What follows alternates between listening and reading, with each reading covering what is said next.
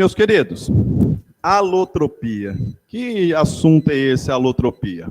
Professor, Vou colocar aqui para a gente dar uma olhada. ô Junior, Oi, a aula hoje é da frente 1 ou da 3? essa é a frente 1, aula 1, tá? Beleza, valeu. Eu que agradeço. Então, vamos lá. Alotropia. Alotropia. Como é que vai funcionar esse lance da alotropia? Imagina que você tem um elemento. Então, vamos escrever mesmo elemento. Mesmo elemento. Só que você vai observar que este elemento foi capaz de produzir a partir dele duas substâncias, ou melhor, né? Vamos colocar assim, duas ou mais substâncias, duas ou mais substâncias simples. Substância simples é aquela formada de um elemento só mesmo.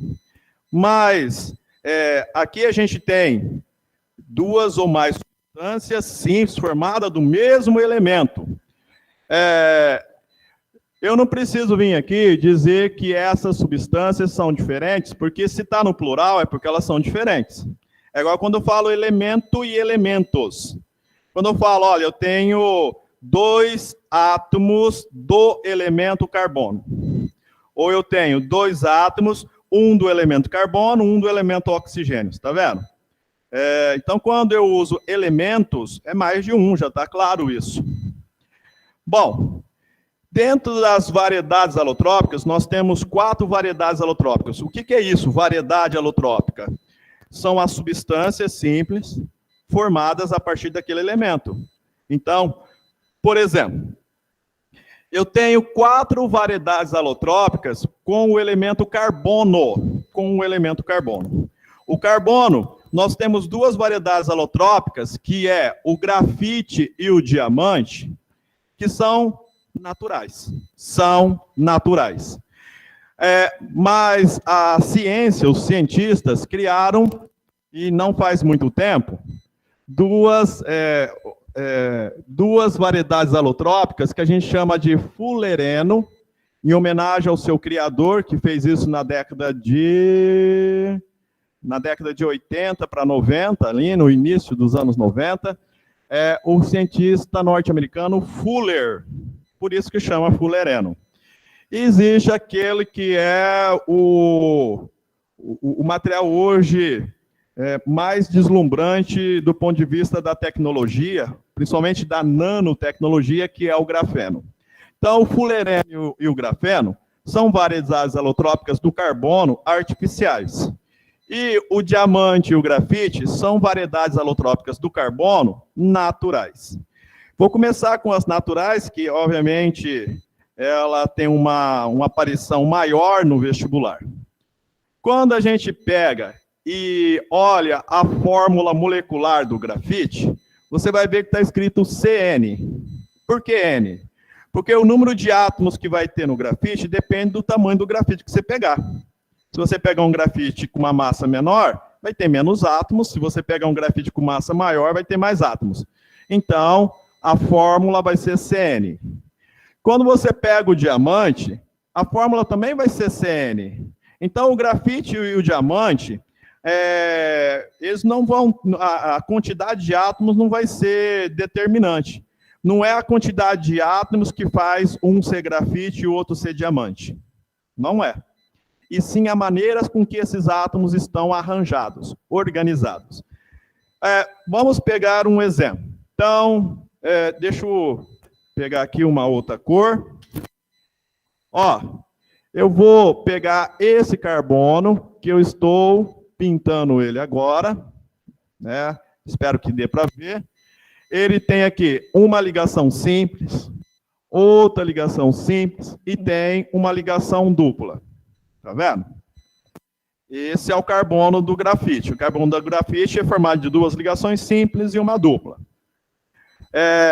Já o carbono do diamante, o carbono que tem no diamante, e eles são formados só de carbonos, é constituído de 1, 2, 3, 4 ligações simples. Então, essa é a diferença do carbono grafite para o carbono diamante. Aqui tem ligação dupla, aqui não tem. Mas isso muda tudo? Muda absolutamente tudo. Porque quando a gente compara grafite com diamante, a gente vai ver que são coisas absolutamente diferentes. Por exemplo, o grafite é mole. Como assim é mole, Júnior? Moçada, quando a gente escreve, o grafite não fica no papel? Ou é o papel que fica no grafite? O grafite é mais mole do que o papel?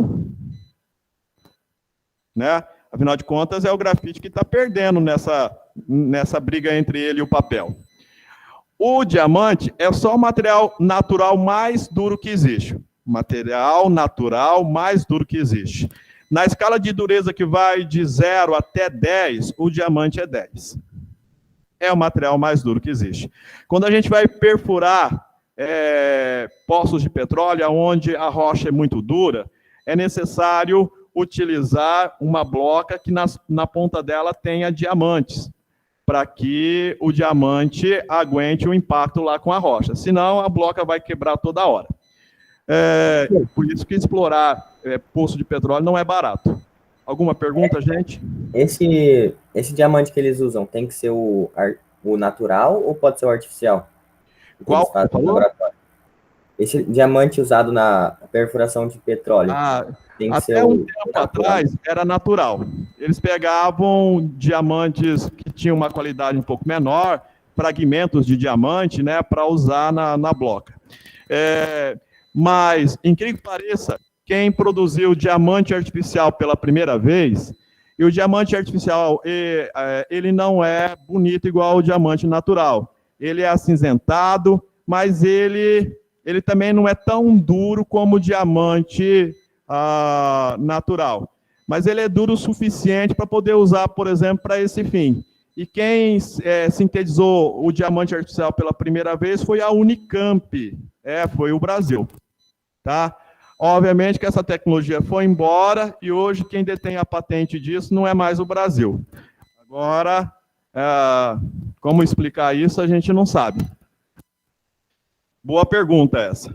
Bom, volta para cá. Você vai observar, então, que o grafite é um ótimo condutor elétrico. Se pegar um grafite da lapiseira e colocar na tomada, não faça isso. Mas vai levar um baita de um choque. Ele é um ótimo condutor elétrico. Se você abrir uma pilha comercial, você vai ver que tem um bastãozinho de grafite dentro da pilha, que é exatamente o bastão de grafite que captura os elétrons para poder gerar energia elétrica. O diamante não conduz corrente elétrica. Mas você vai falar o seguinte, como explicar isso? Bom, a explicação é um pouquinho complexa, mas não é tão difícil de entender. Quando a gente estuda ligação covalente, e aqui são ligações covalentes, existe ligação covalente do tipo sigma e ligação covalente do tipo π. A ligação sigma, ela é uma ligação muito forte, difícil de ser quebrada, é como se fosse uma corrente.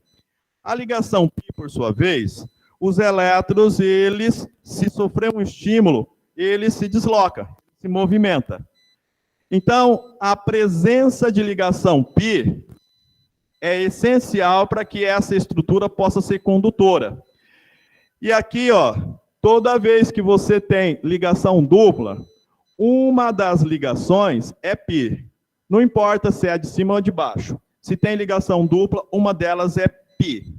E você vai ver que tem π aqui, aqui não, tem π aqui não, aqui tem.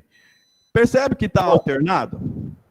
Quando você, então, coloca o grafite lá na tomada, você passa a ter polos, passa a ter uma indução elétrica. E esses elétrons π, o que eles vão fazer? Ele vai soltar para cá. E esse que está aqui vai soltar para cá. E esse que está aqui vai soltar para o próximo, já que vai formar uma rede.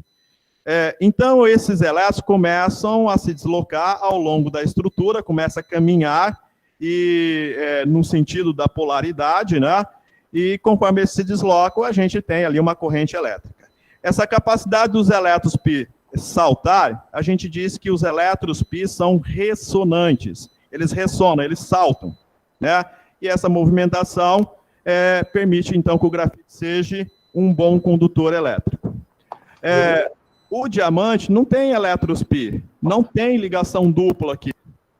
Então, as ligações que eu tenho aqui são todas ligações sigmas, que são muito fortes.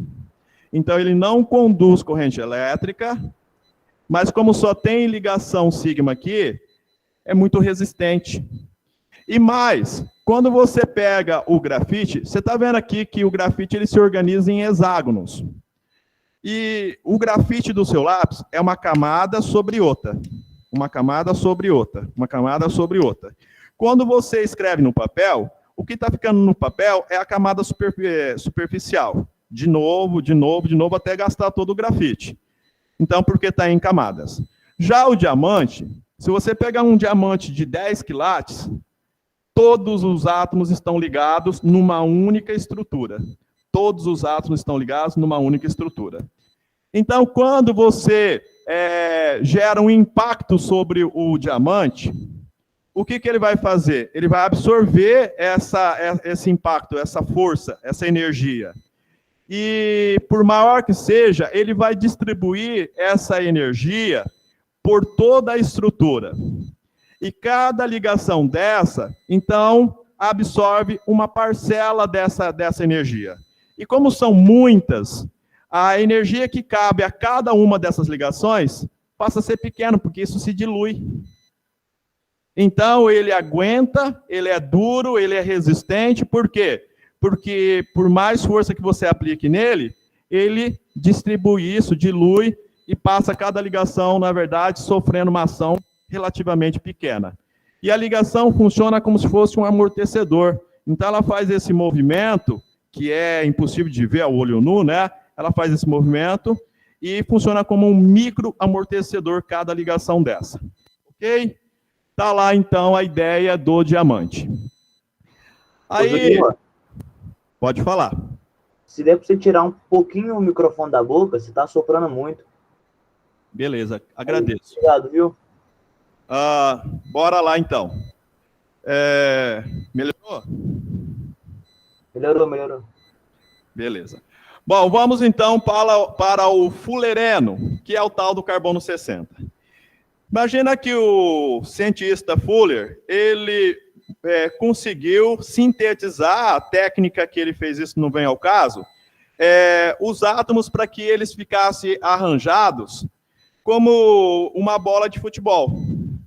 A bola de futebol, um arranjo, os gomos da bola, eles são alternados entre hexágonos e pentágonos. E esse então, fullereno, ele tem exatamente esse formato da bola. E aí, como é que é dentro da bola? Bom, dentro da bola é vazio. É aquele arranjo em volta, dentro é vazio. O que eu vou fazer com esse fullereno, então? Bom, há 2 anos atrás, 2 químicos ganharam juntos o Prêmio Nobel de Química, porque eles criaram nanos... 2 anos? Não, já faz mais, faz 3 anos. Criaram nanorobôs. Nanorobô, como que seria isso? Vamos aplicar o nanorobô na medicina. Como o fullereno é feito a partir do grafite, os carbonos do fullereno são carbonos igual a esse daqui, com ligação π. Isso quer dizer que o fullereno também é condutor. E se é condutor, ele pode sofrer uma ação magnética. Agora imagina que como dentro dessa bola é vazio, eu posso colocar alguma coisa dentro, não posso? Eu posso colocar, por exemplo, uma molécula de remédio, ou uma molécula que se usa na quimioterapia, porque na quimioterapia a substância está mais para veneno do que para remédio. Porque a ideia é matar a célula carcinogênica. Só que quando a gente dá químio para o paciente, esse medicamento se espalha pelo corpo inteiro e você tem uma série de reações negativas, né? Vômito, náusea, queda de cabelo, fraqueza. Imagina se você pudesse levar a substância na boquinha do tumor, lá na célula. Então, você aplica o fulereno na veia da pessoa, por indução magnética, você faz, então, o fulereno caminhar pela artéria, pela veia que você deseja, até chegar lá onde que você quer. Lá, você faz o fulereno a entregar a substância que ele está transportando na boquinha lá das células que você quer destruir, de câncer. Imagina o nível de eficiência que é isso. Isso ainda não veio para dentro dos hospitais, não veio, mas vai vir porque isso já existe. Isso já é realidade, são os nanorobôs aplicados à medicina. Mas, lá no Vale do Silício, né, onde estão as grandes empresas de tecnologia do mundo, desenvolvendo um monte de coisa, o grafeno é, digamos, a coisa mais preciosa no momento. O grafeno, ele também é feito a partir do grafite, ele também tem essa capacidade condutora, só que eles conseguiram deixar isso com o formato de uma camada de átomo só. Então, a espessura do grafeno é a espessura atômica. Júnior, eu não enxergo o átomo. Verdade. Se eu colocar no microscópio óptico aqui da escola, eu continuo sem enxergar o átomo. Eu enxergo aglomerados de átomos grandes, que nem uma célula, né? Mas um átomo só não dá para enxergar. Então, se você tem algo da espessura de um átomo, por exemplo, uma chapa de grafeno da espessura de um átomo, você nem vai ver que eu estou segurando uma chapa de grafeno se eu tivesse. Mas, como ela é uma camada só de átomos, a eletricidade passa por ela praticamente sem resistência. Então, quando a gente busca lá a segunda lei de Ohms, né, que fala da resistência elétrica dos materiais, o grafeno, a resistência elétrica dele é desprezível. Então, a eletricidade corre a uma velocidade próxima da luz. Imagine, então, circuitos eletrônicos feitos com grafeno, a velocidade de processamento disso, né, a eficiência disso. Sem falar que o grafeno, ele é mais duro do que o diamante. Mas você falou que o diamante era um material mais duro? Natural. Esse não é natural. Então, já criamos algo que é mais duro do que o diamante. O grafeno aguenta impactos na escala de gigapascal, com uma pressão de gigapascal. Então, tá aqui, ó. Essas são, então, as 4 variedades alotrópicas do carbono. O carbono grafite, o carbono diamante, o fulereno e o grafeno. O que muda de um para o outro? Isso daqui, ó. O arranjo, a maneira com que os átomos estão organizados. E a gente chama isso, então, de arranjo cristalino tridimensional. Arranjo cristalino tridimensional. A PUC já perguntou sobre esse arranjo, a Federal de Minas Gerais também, então já está aí sendo abordado pelos vestibulares. Agora, gente, são 4 as variedades alotrópicas. Eu vi a primeira, que é do carbono. Vamos ver uma próxima, então. A próxima que eu vou pegar aqui é uma variedade alotrópica para o elemento oxigênio. Vamos encontrar o oxigênio de 2 maneiras. O O2 e o O3. O2 e O3, ok?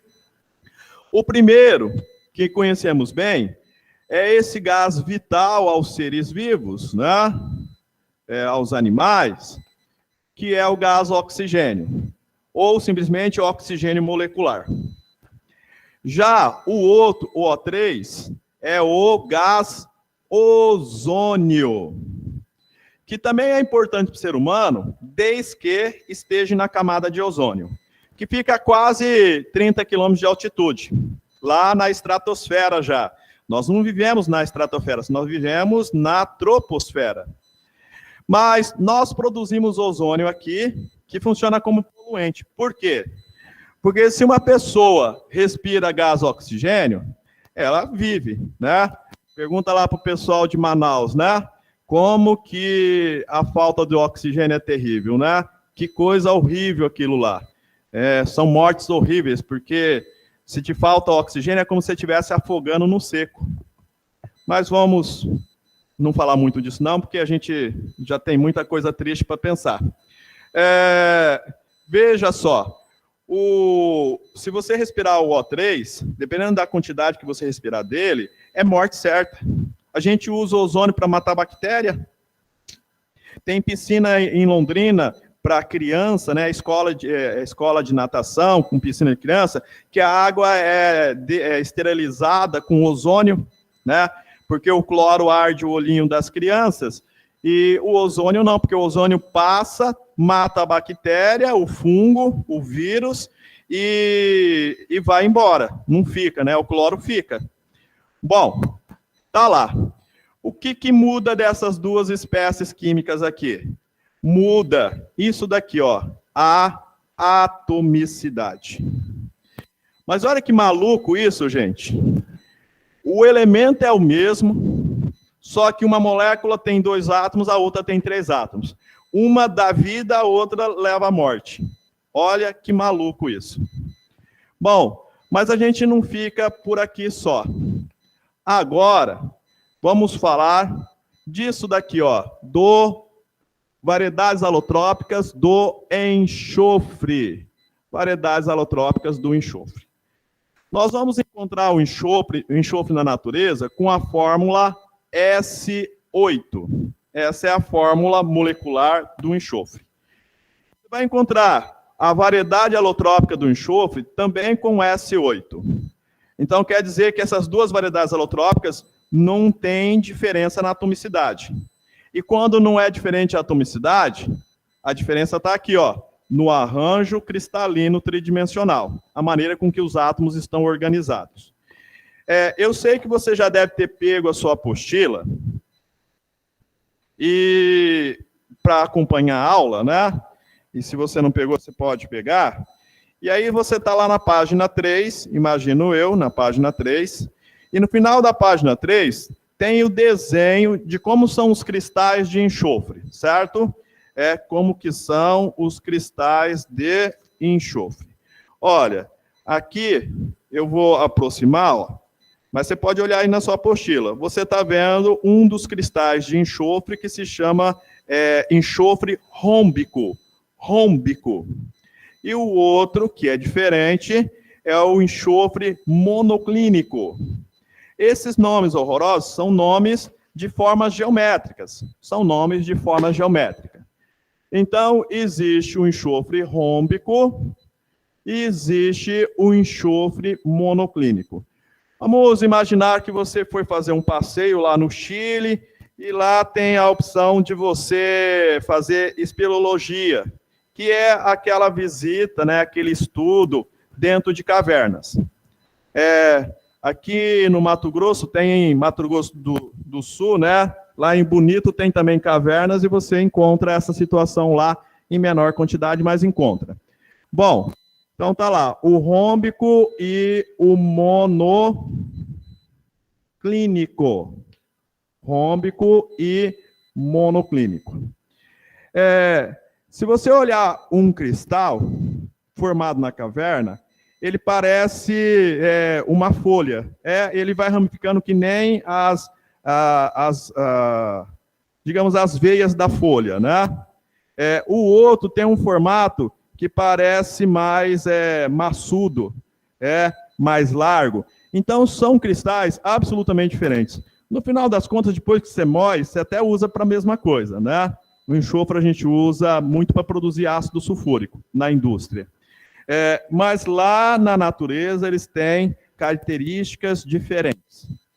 E, novamente, a gente chama a atenção para o fato de que o que está mudando de um para o outro é o arranjo. Que arranjo? O arranjo cristalino tridimensional. Falta o que para falar desse tópico? Falta para falar, no último caso, da variedade alotrópica do fósforo. Então, existe variedade alotrópica do carbono, existe do enxofre, existe do oxigênio e existe do fósforo. Então, para o fósforo, nós vamos ter duas opções, P4 e vamos ter P4 entre parênteses N. Esse segundo aqui, ó, é igual um polímero orgânico, que são aquelas cadeias compridas, né? São macromoléculas, igual você viu na química orgânica, e que com certeza nós vamos retomar esse ano. Só que a química orgânica ficou com o Serjão. Então tá lá, P4 e P4N. Como é que funciona isso? Nós vamos fazer o seguinte, o P4, ele é desse jeito, ó, o fósforo vai estar ligado entre si, formando uma estrutura fechada. Mas, Júnior, o fósforo não é um elemento, da família 5A? O fósforo é exatamente um elemento da família 5A. E os elementos da família 5A não fazem 3 ligações covalentes? Sim. É por isso que nós vamos ter mais uma ligação aqui e mais uma aqui que está passando por trás. Aí ele fica com 3 ligações cada um dele. Esse é o fósforo chamado de fósforo branco. Aonde é que utilizamos o fósforo branco? É muito comum em operações militares ser utilizado o fósforo branco, que é usado para uma bomba.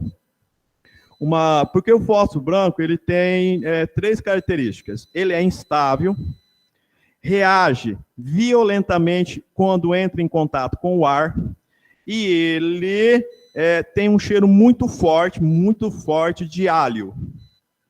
Certo? Bom, volta para cá. Se o fósforo branco é usado para isso, para a área militar, eu já vi isso em alguma série americana policial? Provavelmente. Porque eles catam essa bomba de fósforo branco, joga dentro do ambiente onde está a pessoa, por exemplo, tem um sequestrador lá e eles precisam deixar esse sequestrador atordoado para poder eles agir sem ele reagir e colocar em perigo as pessoas. Então, ele joga lá a bomba, ela faz o quê? Ela produz fumaça? Produz fumaça. Ela faz barulho? Faz barulho. Mas ela produz uma luz muito forte, que essa luz muito forte dá uma cegada na pessoa momentaneamente, né? Todo mundo que está lá dentro. E aí dá tempo da polícia agir com mais segurança.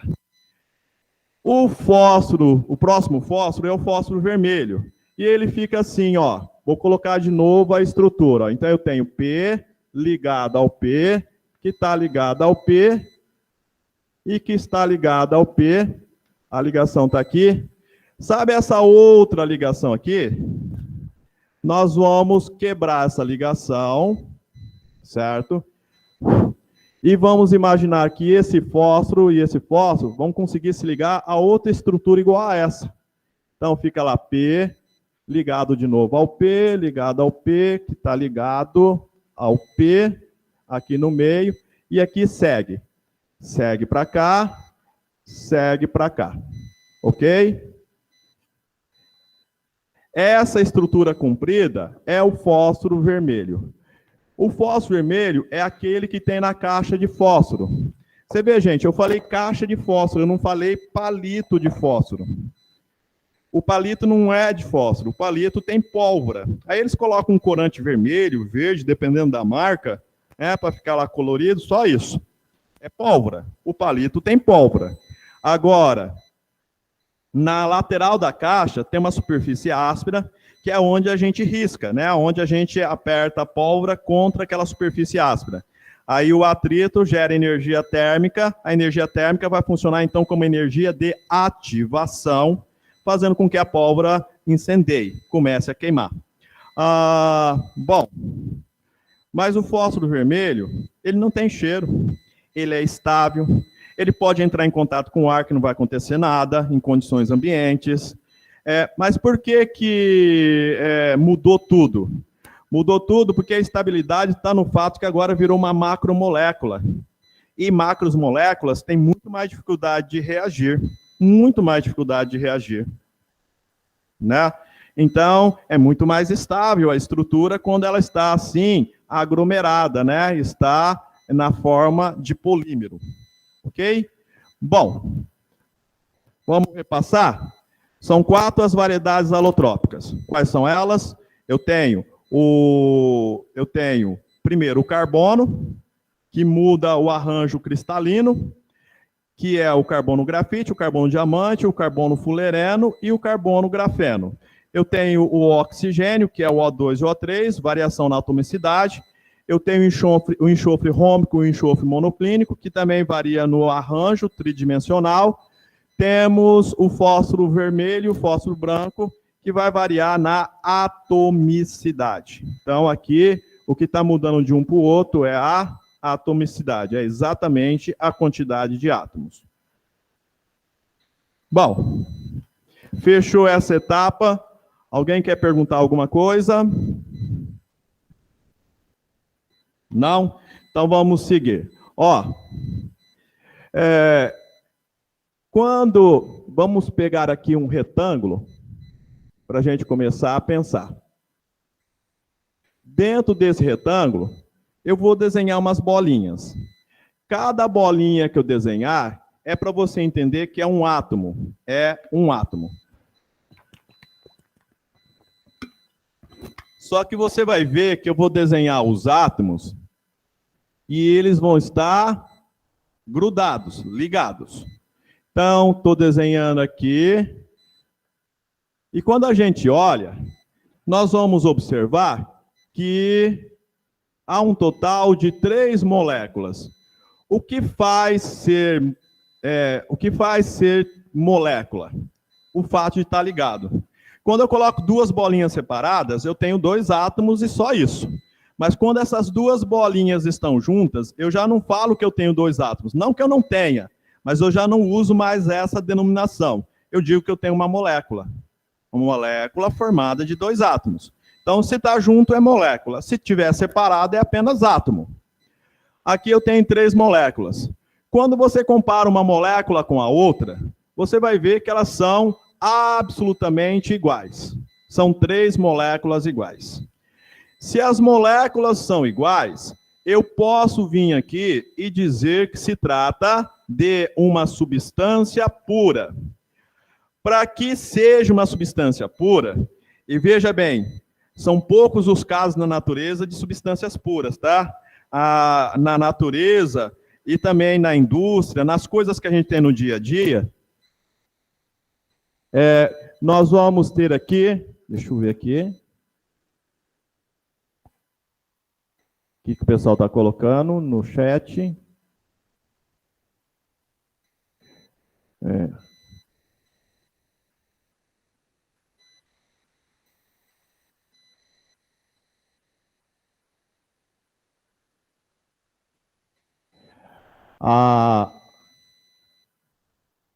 Não, eu estou usando o livro novo, sim, tá, gente? Mas o que eu faço? Eu estou aprofundando, tá? Não, eu já comecei, a Manuela perguntou se estou dando matéria, eu já estou dando matéria, não estou dando revisão, não. Aliás, no terceiro colegial, tudo é revisão, né? Mas eu já estou seguindo o cronograma do material. Eu estou no material novo, sim, só que eu não fico preso ao material, porque eu fico preso àquilo que é necessário para você, né? Então, se eu tenho oportunidade de me aprofundar, eu vou me aprofundar, tá? Vai ser melhor para você, com certeza. Tudo bem? Explicado isso. Professor, oi. é só para organizar mesmo. Você começou o SAS hoje ou você está usando o SAS, tipo, aulas passadas também? Eu comecei o SAS semana passada, tá? A escola falou para não começar, mas eu fui desobediente. Mas aí, isso aí é o começo do SAS ou você só começou no aleatório, assim? Que eu não entendi. Não comecei aleatório, não. Comecei na aula 1 mesmo. Na aula 1? Tá. Só que, por exemplo, densidade faz parte de propriedades da matéria. Só que ele deu uma citadinha de nada aí no material. Eu fui e aprofundei, certo? A mesma coisa na alotropia. Eu venho e estou dando uma aprofundada, porque, afinal de contas, a gente tem essa possibilidade, né? Pelo menos por enquanto é possível fazer isso. E eu sou da opinião que é melhor sobrar do que faltar, né, gente? É mais fácil falar assim, nossa, Júnior, eu não precisei usar aquilo, do que você falar assim, nossa, Júnior, eu precisei daquilo lá e nunca vi falar, tá? Vamos continuar, deixa eu ver aqui, o chat. A Fer.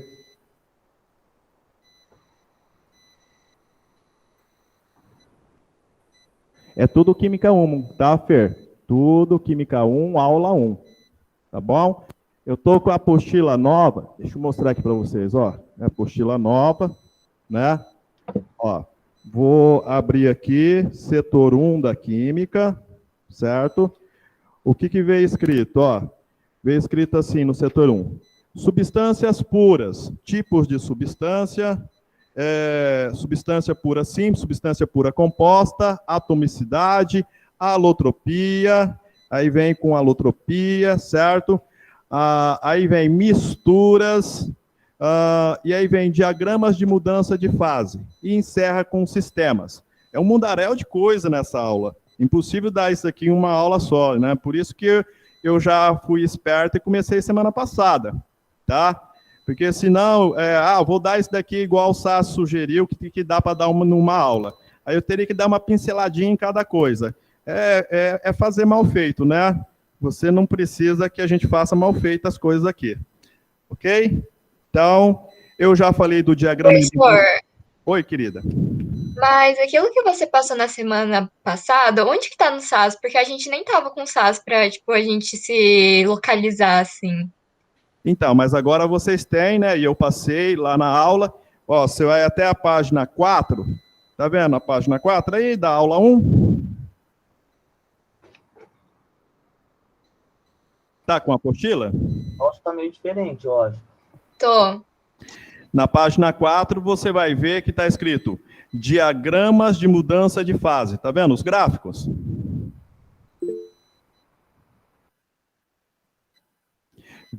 As aulas vão estar gravadas, eu vou postar elas essa semana sem falta, para vocês consultar lá.